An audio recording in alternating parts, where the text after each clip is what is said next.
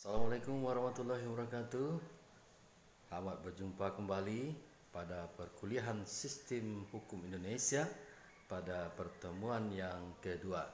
Terima kasih untuk yang telah serius kuliah di pertemuan pertama dan telah mengerjakan tugasnya dengan sebaik-baiknya. Baik, pada pertemuan yang kedua ini kita akan membahas tentang hukum sebagai kaidah sosial.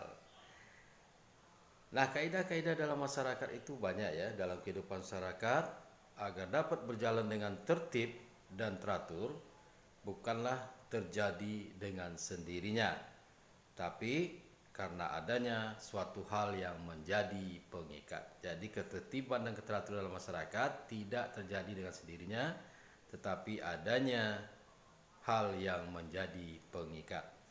Nah, alat pengikat itu bermacam-macam bentuknya, ya. Bisa berupa norma, hukum, bisa kebiasaan yang menjadi norma, bisa budaya, moral, dan sebagainya. Nah, tanpa adanya pengikat ini, justru kehidupan itu akan menjadi kacau.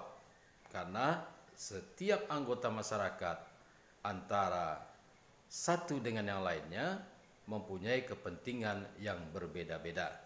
Nah, kalau tanpa ada alat yang mengikat, maka kepentingan tersebut akan saling berebutan. Jadi setiap manusia itu punya kepentingan yang berbeda-beda.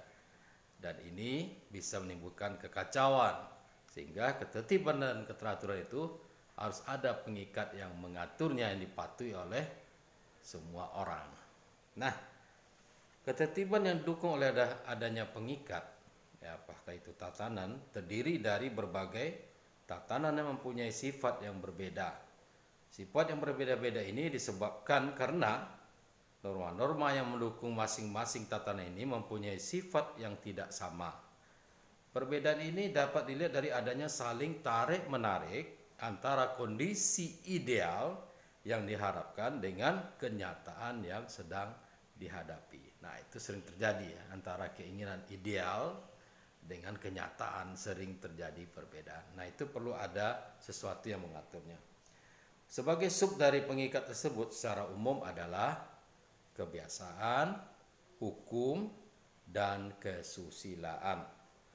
Ketertiban yang terdapat dalam masyarakat didukung oleh ketiga alat pengikat ini, yaitu kebiasaan, hukum, dan kesusilaan. Dalam kehidupan masyarakat, peran ketiga alat ini sering dijadikan pilihan. Akan tetapi sesungguhnya dalam kondisi lebih lanjut untuk menciptakan suatu ketertiban, kita tidak dapat memilih salah satu darinya. Ya, jadi ketiga ini sangat penting sekali. Baik, kita lanjut. Kebiasaan yang dijadikan pilihan, yaitu apa yang menjadi kenyataan sehari-hari terjadi dalam masyarakat, dipatuhi, diikuti, kemudian diangkat menjadi kebiasaan. Nah, melalui ujian keteraturan sebenarnya dapat mendukung suasana ketertiban. Akan tetapi masalahnya, kalau timbul konflik di antara sesama anggota masyarakat, sulit kebiasaan ini dijadikan pedoman. Nah, hal ini karena salah satu ciri kebiasaan ini adalah tidak pernah ditulis sebagai ketentuan yang baku, sehingga kurang menjamin akan tetap dipatuhi dalam menjaga ketertiban. Jadi kelemahan kebiasaan adalah dia tidak pernah ditulis, ya, sehingga tidak menjamin akan dipatuhi, ya, agar terciptanya ketertiban di dalam masyarakat. Nah, kalau dalam kebiasaan mutlak berpedoman pada kenyataan tingkah laku anggota masyarakat, sementara kesusilaan berpedoman pada kondisi ideal yang harus diwujudkan dalam masyarakat.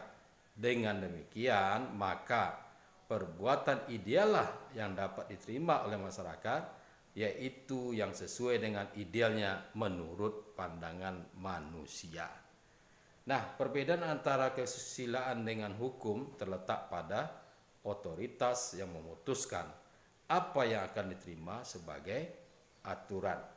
Nah, jika hukum, unsur kehendak manusia sama sekali tidak menentukan karena keputusan diambil oleh lembaga perwakilan masyarakat yang ditugasi untuk membuatnya.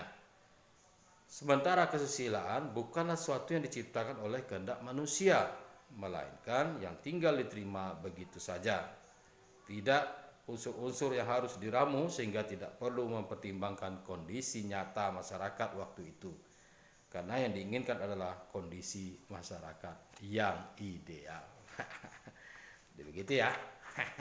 Paham ya? Tidak paham? Diulang lagi nonton sampai paham ya. Jangan biarkan tidak paham. Diulang, didengar, dipahami ya. Baik.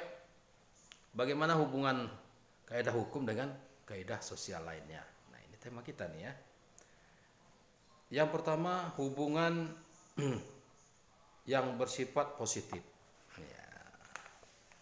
Hubungan yang saling memperkuat seperti hubungan antara kaidah hukum dengan kaidah agama, kaidah hukum dengan kaidah kesusilaan, atau kaidah hukum dengan kaidah hukum dengan agama atau kaidah hukum dengan kesusilaan. Ini hubungan yang bersifat positif. Kemudian hubungan yang bersifat negatif yaitu hubungan yang saling melemahkan. Jika isi kaidah hukum dan kaidah sosial lainnya saling bertentangan, seperti larangan membunuh oleh kaidah agama bertentangan dengan ketentuan hukum yang berlaku tertentu yang bisa misalnya dihukum mati dan sebagainya. Nah, adapun norma-norma di dalam masyarakat ya, ada yang pertama norma agama, yaitu norma yang datangnya dari Tuhan, ya, sehingga norma ini bersifat suci dan mendorong hambanya untuk mematuhi semua norma tersebut. Namun bagi masyarakat yang tidak mematuhinya, tidak dapat dijumpai secara jelas sanksi yang diterimanya, sehingga norma ini cenderung sulit dilaksanakan secara keseluruhan oleh masyarakat. Kemudian norma kesusilaan, peraturan hidup yang dianggap sebagai suara hati sanubari manusia. Tindakan manusia selalu dikaitkan hati nuraninya. Apabila hati nuraninya mengatakan perbuatan yang dilakukan baik, maka akan dilaksanakan, dan begitu sebaliknya. Dengan demikian, maka pemberlakuan norma ini dalam masyarakat tidak mempunyai kepastian karena bersifat subjektif. Ya. Ini berbahaya kalau sifat subjektif ini ya. Ya, enak di saya belum tentu enak di orang, atau enak di orang belum tentu enak di saya. Sesuai dengan saya belum tentu sesuai dengan orang. Nah, begitu ya. Yang ketiga itu norma kesopanan. Norma yang timbul atas adanya pergaulan sesama, ya, anggota masyarakat, di mana norma-norma ini akan diterapkanlah yang menetapkan norma tersebut. Nah, setiap wilayah mempunyai perbedaan norma. Akhirnya apabila antara anggota masyarakat melakukan hubungan hukum yang mempunyai wilayah berbeda, maka norma yang dipakai agak sulit untuk memperoleh kesepakatan. Jadi tergantung wilayah ya norma-norma ini. Kemudian ada norma hukum. Nah, ini dia ya. Norma yang dibuat oleh negara sehingga dapat diberlakukan di mana saja dan kepada siapa saja, isinya mengikat setiap orang dan pelaksanaannya dapat dipertahankan dengan segala paksaan oleh alat-alat perlengkapan negara. Ya, jadi ada norma hukum yang dibuat oleh negara yang bisa mengikat seluruh masyarakat dan punya alat-alat perlengkapan negara yang bisa memaksakan, memberikan sanksi apabila dilanggar. Nah, ini dia yang penting ya dalam kehidupan masyarakat yang harus diterima oleh masyarakat. Kemudian kita bicara tentang ya untuk apa sih hukum ya, tujuan hukum ya. Menurut Dr. Wirjono Porjodikoro. Nah, ingat ya namanya Dr. Wirjono Porjodikoro. Tujuan hukum adalah mengadakan keselamatan, kebahagiaan, dan tata tertib masyarakat. Jadi hukum itu untuk mendapatkan keselamatan, kebahagiaan, dan tata tertib masyarakat. Ya, jadi perlu dipatuhi untuk masyarakat sendiri loh. Kemudian Profesor Subekti. Nah, Tujuan hukum adalah mengabdi pada tujuan negara yang intinya ialah mendatangkan kemakmuran dan kebahagiaan masyarakat. Tidak maukah masyarakat makmur dan bahagia? Patuhi hukum. Yang ketiga yaitu Profesor Apeldoorn, ya, Profesor Apeldoorn. Apa katanya? Tujuan hukum yaitu mengatur tata tertib dalam masyarakat secara damai dan adil. Nah, ini yang diminta orang semua, ya. Keadilan, ya, kedamaian. Seterusnya Aristoteles. Nah, ini filosof nih, luar biasa. Tujuan hukum adalah menghendaki semata-mata dan isinya ditentukan oleh kesadaran etis mengenai apa yang dikatakan adil dan tidak adil. Jadi Aristoteles, tujuan hukum itu adil, ya.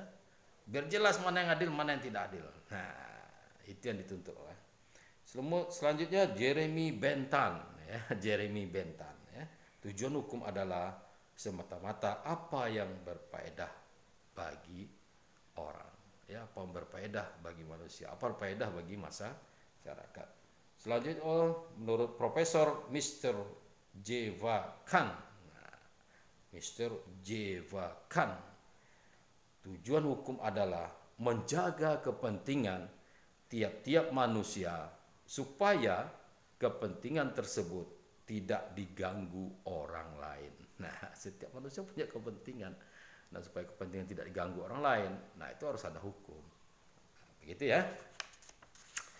Oke, kira-kira bisa dipahami tujuan dari hukum? Ya, sudah kita sampaikan 6 saja. Ya, so banyak-banyak. 6 yang penting bisa dipahami, ya, dan diterapkan. Jangan main-mainkan hukum, harus patuh kepada hukum, ya. Baik, selanjutnya apa sih? Udah tahu tujuan hukum itu, fungsi hukum apa sih? Nah, kan gitu ya. Yang pertama yaitu fungsi hukum, alat pengatur tata tertib. Hukum diciptakan untuk mengatur tata tertib, biar tertib. Bisa lihat lampu merah kan? Coba kalau nggak dipatuhi, maju gini ya, ketemu di tengah, ya kalau nggak tabrakan. Nah itu. Jadi fungsi hukum adalah alat pengatur tata tertib. Hukum sebagai norma merupakan petunjuk untuk kehidupan manusia dalam masyarakat. Hukum menunjukkan mana yang baik, mana yang tidak baik, mana yang boleh, mana yang dilarang. Sehingga segala sesuatu berjalan dengan tertib dan teratur. Yang kedua, fungsi hukum, sarana mewujudkan keadilan sosial, lahir dan batin. Nah, ini dia ya. Hukum mempunyai ciri memerintah dan melarang, mempunyai sifat memaksa, serta mempunyai daya mengikat.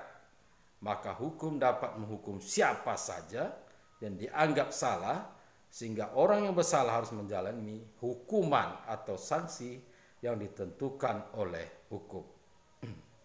Yang ketiga, fungsi hukum menggerakkan pembangunan. Nah, ada kaitan antara hukum dengan pembangunan, yaitu daya mengikat dan memaksa dari hukum dapat digunakan atas didaya gunakan untuk menggerakkan pembangunan. Misalnya, kewajiban 20% dari dana APBD dialokasikan untuk bidang pendidikan. Nah, itu perintah hukum. Jadi tidak bisa dilarikan kemana-mana ya, sehingga pembangunan itu dapat dilaksanakan karena sudah ada perintahnya. Selanjutnya fungsi kritis. Apa ini fungsi kritis? Peraturan sebagai hukum yang dibuat dapat mengkritisi kondisi masyarakat dan pemerintah. Misalnya TAP tentang korupsi dan nepotisme. Ya, bisa ya. Kemudian yang kelima, fungsi dari hukum adalah sarana menyelesaikan pertikaian. Nah, ini yang paling penting. Kalau tidak bertikai terus saja ya kalau tidak ada hukum ya. Hukum berfungsi untuk menyelesaikan pertikaian, konflik yang terjadi di dalam masyarakat dengan ukuran yang jelas mengenai salah dan benar dari suatu tindakan masyarakat. Nah, ini yang jelas ya. Kalau tidak ada dasar yang jelas untuk menyelesaikan semua persoalan dalam masyarakat, konflik masyarakat, persoalan tidak akan selesai. Dengan adanya hukum jelas, ini salah, itu betul, ya. Ini diberi sanksi, ini lepas dari sanksi, nah itu bisa dipilah-pilah dan ditentukan ya. Baik. Sekarang bagaimana terbentuknya hukum itu? Ada beberapa pandangan ya. Pertama adalah pandangan legisme abad ke-19. Orang telah berpandang bagaimana supaya terbentuknya hukum ini. Pertama pandangan legisme abad ke-19. Hukum hanya terbentuk oleh perundang-undangan. Di luar undang-undang tidak ada hukum.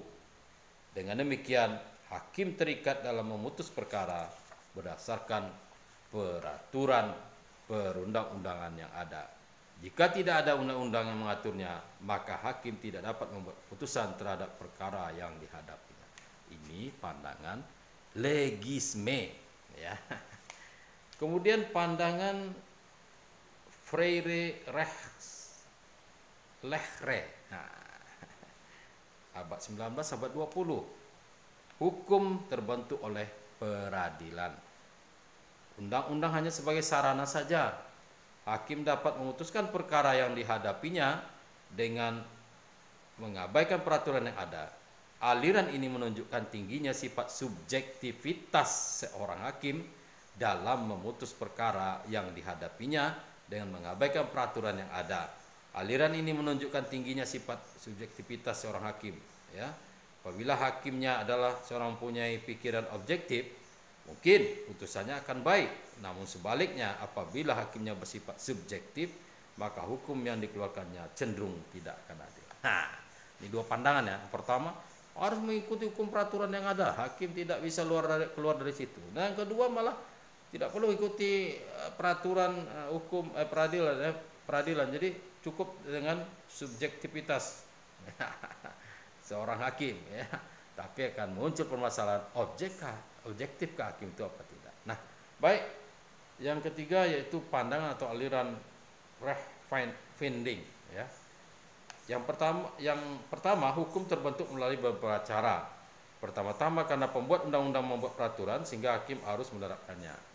Yang kedua, penerapan undang-undang harus melalui metode penafsiran. Yang ketiga, perundang-undangan tidak dapat dibuat secara lengkap atau sempurna. Yang kelima, mengakui hukum kebiasaan yang berlaku di samping undang-undang. Yang keenam, hakim dapat menemukan hukum sesuai dengan keyakinannya setelah melalui proses di atas. Nah, peradilan tertinggi kasasi diperlukan dalam rangka memelihara kesatuan hukum dalam pembentukan hukum. Jadi ada tiga aliran. Pertama, mengatakan perlu hanya mengikuti peraturan undang-undang. Yang kedua, ya diserahkan saja kepada hakim. Yang ketiga, keduanya penting ya. Mengikuti peraturan, mengikuti aturan yang jelas berdasarkan peraturan perundang-undangan. Tapi di sini juga hakim diminta berdasarkan keyakinannya jika bisa ya. Selain mengikuti peraturan undang juga berdasarkan keyakinannya ya. Kalau di Eropa sana juga berdasarkan jurisprudensi ya. Apa yang sudah pernah perkara-perkara dulu diputuskan ya. Dan memberikan keadilan kepada masyarakat. Nah, itu bisa jadi pertimbangan. Nah, baik. Berarti sangat menarik sekali ya perkuliahan kita pada hari ini. Pertemuan yang kedua yaitu tentang hukum sebagai kaidah sosial. Nah, mudah-mudahan dapat dipahami. Jangan lupa setelah ini kerjakan tugasnya yang telah kita siapkan di deskripsi ini. Ada Bitly-nya ya. Seperti biasa dikerjakan dengan sebaik-baiknya. Pahami dulu apa yang telah disampaikan dalam video ini, baru dikerjakan, karena apabila pengerjaan ini hanya bisa dilakukan satu kali, tidak bisa berulang-ulang ya, gitu. Dan silakan nanti meminta passwordnya, tokennya kepada saya sehingga dapat mengerjakan tugas lebih awal misalnya. Baik, terima kasih atas perhatiannya sekali lagi. Silakan kerjakan tugas dengan sebaik-baiknya. Semua hasil, keberhasilan, kesuksesan, nilai excellent dan terbaik tergantung kepada kegigihan Anda untuk meraih kesuksesan yang telah ada di hadapan ya. Tawaran-tawaran telah disampaikan itu untuk Anda semua. itu Anda raih dan Anda dapat dengan semangat. Baik, terima kasih. Sampai jumpa pada pertemuan kuliah yang akan datang. Assalamualaikum warahmatullahi wabarakatuh.